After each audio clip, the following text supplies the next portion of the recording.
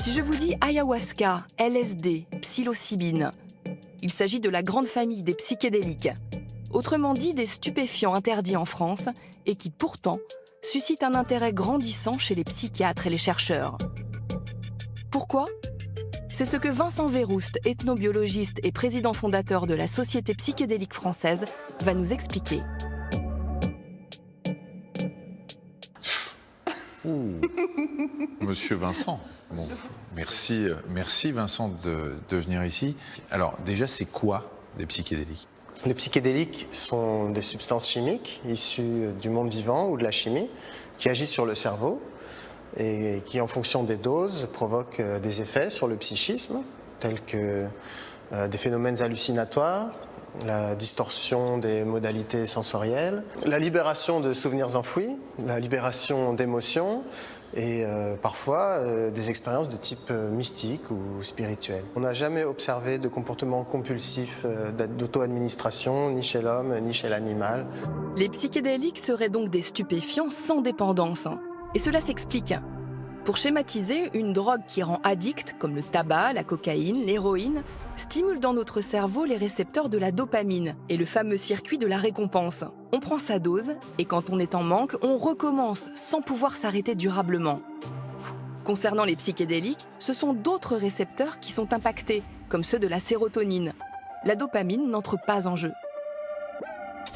Donc non seulement ça ne crée pas de dépendance, mais en plus ça semble pouvoir libérer des dépendances. La psilocybine, donc, qui est le principe actif des champignons hallucinogènes, a été testée dans le traitement du tabagisme, avec des résultats assez épatants. Il a été aussi testé sur des personnes alcooliques, avec des résultats épatants. Et ça récemment, il y a moins de 10 ans. Il semblerait qu'on soit pas loin d'une révolution thérapeutique pour un certain nombre de maladies, et notamment la dépression.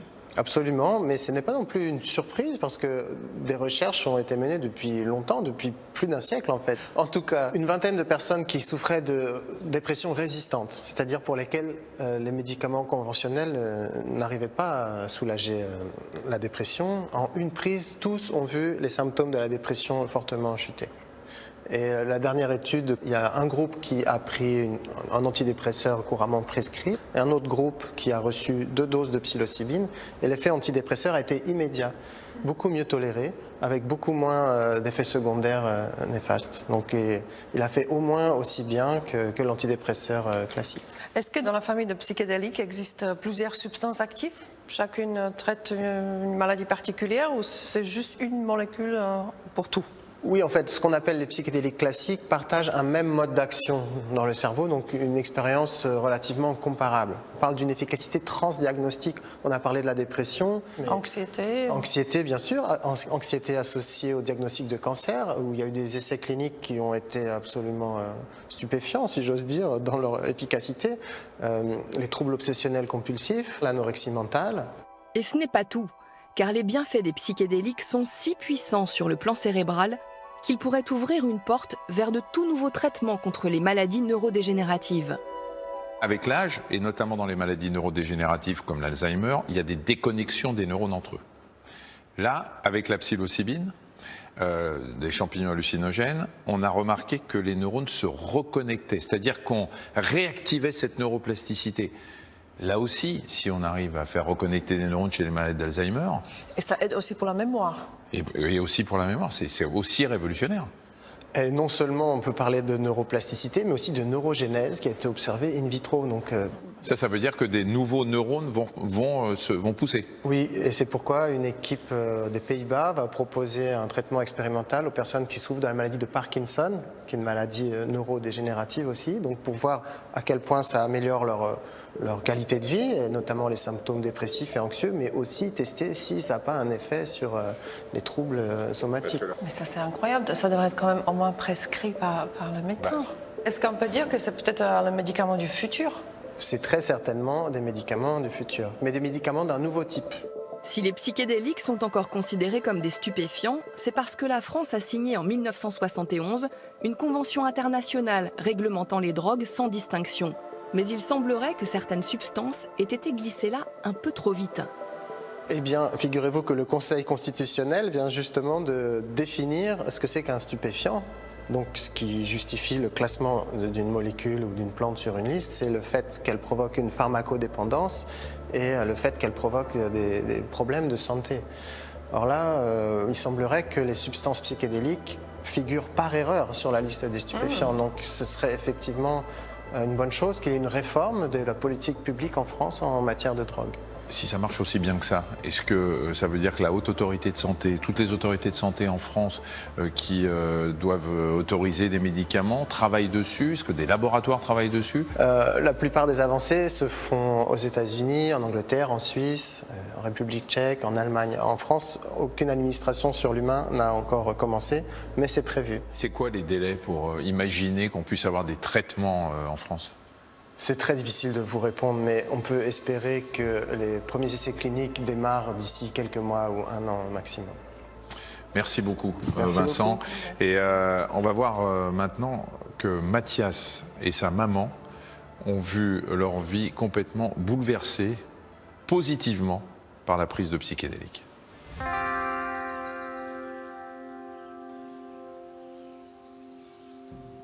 On ressent tout.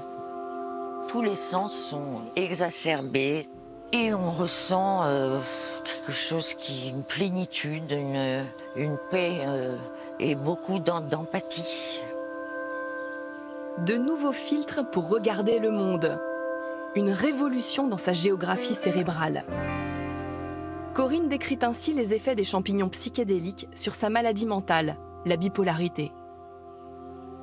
Après avoir été désaligné, tout se réaligne de façon différente. C'est ça, un reset. Après des années de lutte sous camisole chimique, cette ancienne cadre dans la publicité a arrêté les médicaments. Corinne ne jure plus que par la psilocybine. Ce reformatage de son ordinateur intérieur, elle ne l'a pas vécu seule. C'est son fils, Mathias, qui l'a initié aux champignons il y a maintenant 5 ans. Ce dimanche, il l'attend, fébrile. Corinne revient d'un pays où, pour la 2e fois de sa vie, elle a vécu une session psychédélique de 8 heures. Un voyage à haute dose, encadré par un thérapeute. Oh là là. Qu'est-ce que ça fait du bien. C'est un tour de cosmos. C'est raconter tout ça? Ouais. Extatique, mais fatiguée, Corinne a besoin d'une bonne nuit de sommeil. C'est le lendemain qu'elle raconte tout à Mathias. Comment tu te sens, déjà? Et autant j'ai été épuisée hier soir en arrivant. Ouais. Et autant aujourd'hui je suis épuisée encore. Ouais. Mais avec une énergie intérieure que j'ai jamais ressentie en fait. C'est pas de l'excitation, c'est pas de la joie, c'est pas de l'euphorie, c'est autre chose. Un équilibre, ça doit être ça. C'est tout nouveau. Et rien à voir après quand je t'avais sortir du train. Ça se voit physiquement, c'est ça qui est dingue. La bipolarité bouleverse la vie de Corinne depuis l'adolescence. Une humeur inconstante, des montagnes russes émotionnelles, une inadaptation au quotidien qui impacte toute sa famille. Mathias, son fils photographe, en a fait un livre. En couverture, une spore de champignons, comme un œil ouvert. Et une touchante confession de sa mère lors d'un séjour en hôpital psychiatrique. Noël approche à grands pas et moi je croule sous le poids d'une culpabilité inutile. Je me hais, ne vous mérite pas. Me voilà anéanti, échoué aux urgences de l'hôpital le plus proche. Le cœur brisé, inutile, je me sens indigne d'être ta mère, méprisable et plonge dans la mélancolie. Les premières pages égrènent des photos de Corinne en clinique, le visage marqué, éprouvé par un cocktail d'antidépresseurs et même des séances d'électrochocs. Pour moi, je n'allais jamais guérir. Corinne prend notamment des pilules de lithium, aux lourds effets secondaires. Tremblements, somnolence, confusion, pensées suicidaires, que décrit très bien le président de la Fédération française d'addictologie, le psychiatre Amine Benyamina. Ce qui est très important, c'est que nous avons vécu une grande époque des médicaments qui ont soigné, mais qui nous rendent malades. Pour certains, notamment par exemple les benzodiazépines, les opiacés, ce sont des médicaments qui sont extraordinaires. On les utilise pour l'anesthésie, pour la douleur, ils sont fantastiques. Simplement, ce sont des médicaments qui peuvent nous rendre malades. À cette époque, Mathias démarre sa vie d'artiste. Pour créer, il expérimente les champignons hallucinogènes, un usage récréatif qui, à l'époque, rebute ses parents. On était effrayés, ton père et moi, au départ. Oh oui, du coup, tout le monde, hein, c'est normal, toute la famille. J'ai eu peur, je me suis dit, mais qu'est-ce que je sais plus ce que je t'ai dit, Bah mais oui, parce que mon fils, tu te drogues. Ce qui était incroyable, c'était que les lendemains, à chaque fois, je me sentais parfaitement équilibré, beaucoup d'énergie, j'avais envie de faire, je me sentais bien dans mon corps, etc. Et je me suis dit, c'est quand même étrange pour une drogue que ça fasse ça le lendemain. Normalement, ça fait plutôt l'effet inverse. Et après, je me suis dit, tiens, peut-être que ça peut l'aider. Mathias se documente. Il voyage à Londres, en Suisse, en Amazonie, et peu à peu, convainc sa mère. La première prise de champignons de Corinne a finalement lieu en 2017, encadrée par un thérapeute à l'étranger, dans un pays où c'est autorisé. Elle dit avoir visualisé son mécanisme interne, réparé ses traumatismes d'enfance. Un chaos cérébral qui a redistribué les cartes de ses connexions neuronales. Pendant l'expérience, Ça ouvre sur d'autres champs de conscience, finalement. totalement. Tous les médicaments qui consistent essentiellement à éteindre, Ouais. là, tout s'est réveillé d'un coup. Quel bain de jouvence. Corinne se déleste enfin d'une partie de son anxiété. Elle apprend à renouer avec les petits riens du quotidien, jusqu'ici insurmontables, comme faire la vaisselle. Ça ne pèse pas. Ouais, c'est pas une montagne. Ça ne pèse plus. Oui. J'ai l'impression de commencer une nouvelle vie, en fait. Oui, c'est une renaissance, finalement. Oui. Ces effets, elle les entretient avec un mini-dosage de champignons pris en poudre 2 fois par semaine. Sa prochaine grosse session aura lieu dans 4 mois. Mais comment ces thérapies encadrées par du personnel médical se déroulent-elles concrètement ?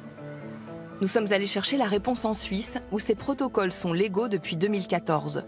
Au sein des hôpitaux universitaires de Genève, le psychologue Federico Seragnoli encadre une trentaine de patients. Tout se passe dans cette salle sobre, clinique, sans aucun décor ni rituel chamanique. 2 patients à la fois qui entrent à 8h et ressortent à 19h.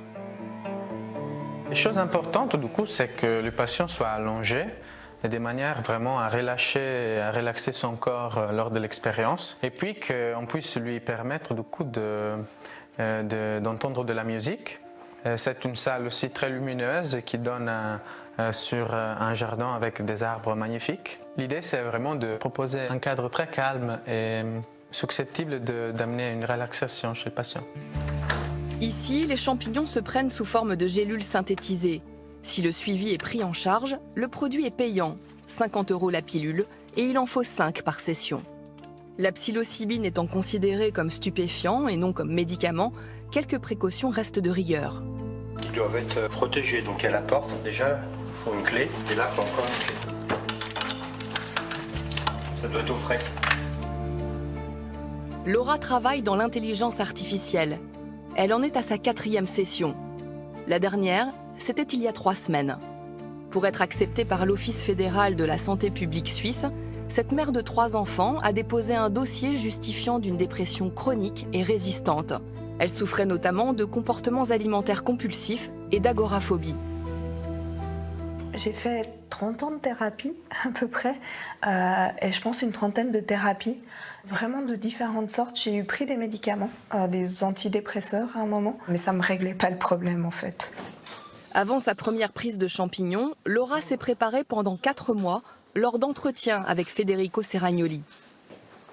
On parle justement de psychothérapie assistée par psychédélique. Le psychédélique est un outil pour donner une expérience très intense, émotionnelle et introspective au sujet. Mais cette expérience-là, en effet, elle est utile dans la mesure où elle est encadrée dans un parcours de psychothérapie qui se fait avant et après, qui nous permet du coup de préparer cette expérience et de l'intégrer dans la vie après quotidienne du sujet et puis d'amener un véritable changement positif dans sa vie. Très réticente envers toute prise de substance, Laura a dû lâcher prise.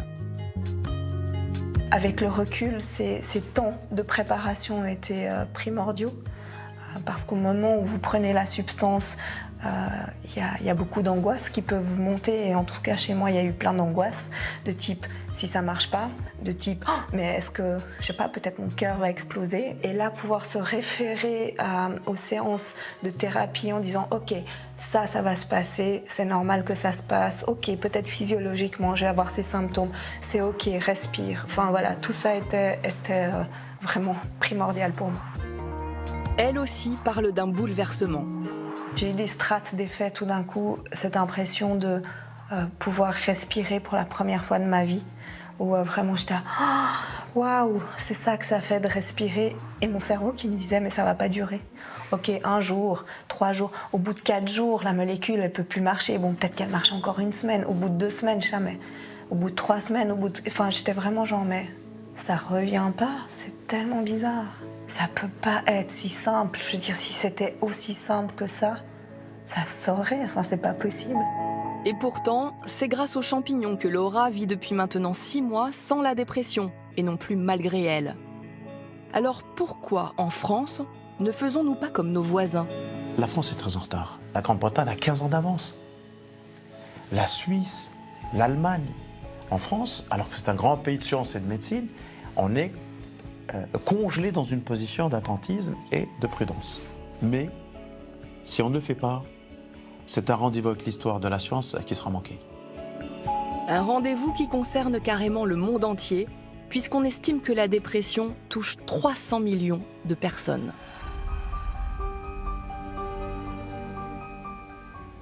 Pour la dernière partie du voyage d'Adriana et de Michel, nous nous sommes demandé si les bienfaits qu'on prête parfois à certains états modifiés de conscience ne pouvaient pas comporter certains dangers, ouvrir la porte vers le charlatanisme. Pour tenter d'y répondre, nous nous sommes penchés sur une pratique très controversée, celle des médiums. Alors oui, bien sûr, vous devez être nombreux à lever les yeux au ciel et il est bien normal d'être sceptique. Mais ce qu'Adriana et Michel ont vécu ce jour-là ne risque pas de s'effacer sitôt de leur mémoire. Nous avons donné rendez-vous à Anne Tuffigo dans une maison désaffectée en région parisienne. Ancienne professeure agrégée de lettres modernes, elle se dit médium depuis 15 ans. Elle travaille sur photo.